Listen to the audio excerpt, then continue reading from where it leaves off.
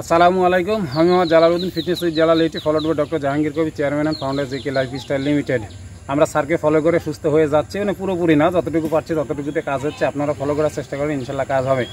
আর আজকে আরেকটা ছোট ভিডিও দেওয়ার চেষ্টা করব, যারা একদম নতুন তারা কিভাবে এই পদ্ধতিটা শুরু করবে।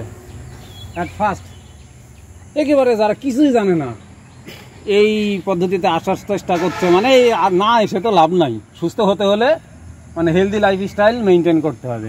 তো অ্যাট ফার্স্ট যারা এখানে মানে শুরু করবে তারা প্রথমে কি করবে, একদম প্রথমে এসে কেউ বলেন শর্ট করে মুখ বন্ধ করলে হবে না, 2-3 সেকেন্ড চলে গেছে। অ্যাট ফার্স্ট প্রসেস ফুড বাদ দিবে। হ্যাঁ ফাইন, সোয়াবিন তেল 20, তাই না? আপনি ফাইন কথা বলেছেন।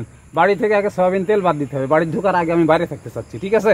বাইরে থাকতে চাচ্ছি মানে আমরা বাইরের খাবার খেয়ে অভ্যস্ত 100% মানুষ, যারা বাইরে উঠা বঠা করি, দোকানদার বলি, চাকরিজীবী বলি, মানে ব্যবসায়িক বলি, মানে যাই বলি, চা বিস্কুট খায় অভ্যস্ত আমরা গ্রামীণ মানুষ। এটা প্রথমে বাদ দিতে হবে, মানে বাইরের কোনো খাবার বাইরে গিয়ে খাওয়া যাবে না। এখন তর্ক বিতর্ক আছে, তাহলে বাইরে গিয়ে খাবো কি, ওটার বিষয় আলাদা। ফলমূল প্রথমে সেটা আলাদা, ওটা বলবো। আপনি ফল খেয়ে নিতে পারবেন অ্যাট ফার্স্ট, আমি যেটা বললাম প্রথমে, পরে আবার ফলও ছাড়তে হবে সুস্থ হতে হলে, সেটা আলাদা বিষয়। তো প্রথমে আপনাকে বাইরের সব খাবার বন্ধ করতে হবে, মানে বাড়ি থেকে খাবার তৈরি করে নিয়ে যেতে হবে। 2টা ডিম সিদ্ধ করে নিয়ে যেতে পারবেন, সাথে সালাদ করে নিয়ে চলে যেতে পারবেন, নো প্রবলেম। কেউ যদি মনে করেন রান্না করার সবজি নিয়ে যাবো, নিয়ে চলে যেতে পারবেন। আমাদের মতো যারা চাকরিজীবী আছে, বাড়ি থেকে খাবার রান্না করে দুপুরে খাবে, কোনো সমস্যা আছে? তার মানে প্রথম যারা শুরু করবে তাদের প্রথমেই বাইরে খাওয়া বন্ধ করতে হবে, এক কথা শেষ।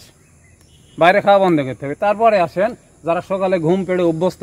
আমি বললাম যে সকালে ঘুম থেকে উঠেন, সম্ভব? আলম ভাই একদিনে তো পারবে না। আবার যে 12টার সময় শুয়ার অভ্যাস, ওকে যদি বললাম সাঁঝের বেলা সব জীবন ওর ঘুম ধরবে না।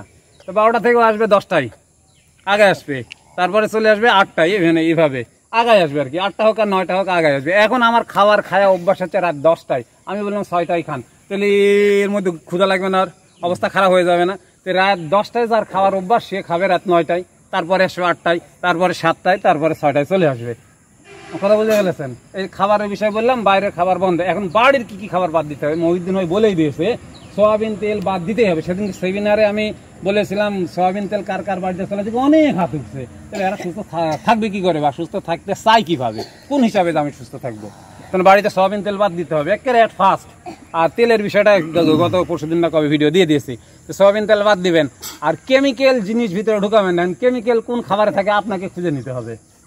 কেমিক্যাল কোন খাবারে থাকে, কোনগুলা কেমিক্যাল, যেগুলা আপনি আলাদাভাবে দিয়ে খাবারটাকে প্রোডাকশন করছেন, বড় করছেন, তৈরি করছেন, আলাদাভাবে দিয়ে খাবারটা ন্যাচারালি মাটি থেকে ওই খাদ্যটা যেটা গাছ বা মুরগি, হাঁস, গরু ন্যাচারালি খাবার খেয়ে বড় না হয়ে আপনি তাকে আলাদা কিছু দিচ্ছেন বড় হতে, ওটাই কেমিক্যাল, আলাদা কিছুটা। তার মানে ফিড ফার্মের সব জিনিস যেটা চাষ করে, মাছকে যদি খাওয়ান তাহলে মাছ হয়ে যাবে কেমিক্যাল যুক্ত, গরু যদি বাইরে থেকে ফিড খাওয়ান গরু হয়ে যাবে কেমিক্যাল যুক্ত, ওই যে ফার্মের ডিম, ফার্মের মুরগি সব কেমিক্যাল যুক্ত, এগুলো আপনার বাড়তে পারতে হবে। প্রথমে এই কাজটুকু করতে হবে। আপনি যা খাচ্ছেন খান এখন, তারপর আর একটু আগাই, যে ভাতটা খাই আমরা সাদা ভাত, আর আগে ভাত খাইতাম আমুনের, না লাউসে চাচা, আমুনের লাল আবরণ থাকতো, বাড়িতে ঢিকি দিয়ে মায়েরা বানতো না, ওই চালে আস্তে আস্তে মানে ফেরত যেতে হবে। মানে আস্তে আস্তে মানে কি, ওই সাদা চাল মানে কি, ওই প্রসেস ফুড, সাদা চালটা হচ্ছে প্রসেস ফুড। ওই সাদাটা বাদ দিয়ে আপনাকে ওটা খুঁজে নিতে হবে। ভাই আমি খোঁজ করছি না, এটা নিব আজকে। তাহলে এই হ্যাঁ ভাই, গমের আটার দাম কম, গমের ভুসির দাম বেশি। হ্যাঁ মানে চোলটাতে আবরণ থাকে। দারুণ একটা কথা মনে করছেন, আমি বলি, ওই আপনার ফলের পুষ্টিগুণ ফলের ভিতরে যেটা থাকে তার থেকে বেশি থাকে আবরণে। কি জন্যে? এই আবরণটা আল্লাহ এইভাবে শক্তিশালী করে তৈরি করেছে যেন ওর ভিতরে জিনিসটা, এই আবরণটা সুরক্ষিত রাখতে পারে, যার কারণে আবরণটা শক্তি বেশি। ভাই আপনি যেটা বললেন, তাই না?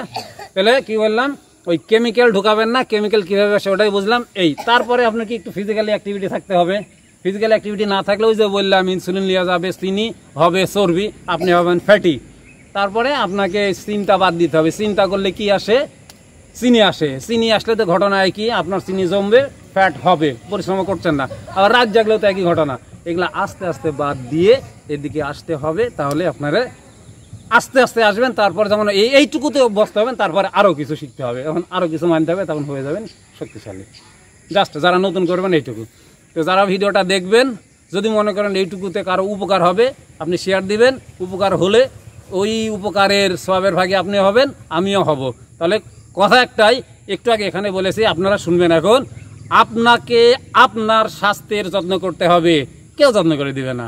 আপনি যেখানেই পৃথিবীতে যান, আপনাকে শুধু বলে দিবে এই এই এই করেন, তখন আপনাকে করতে হবে। অতএব ওষুধ খাওয়া বাদ দিয়ে হেলদি লাইফস্টাইলে আসেন, আপনার ওষুধ লাগবে না। এখানে অহরহ মানুষের এই ঘটনা ঘটছে। আমারই নিজের 22টা ওষুধ লাগতো, বিছানায় শুয়ে থাকতাম, আমারটাও চলে গেছে, আপনারটাও চলে যাবে ইনশাল্লাহ। যার স্বাস্থ্য তার সম্পদ। Be healthy and keep healthy. আসসালামু আলাইকুম।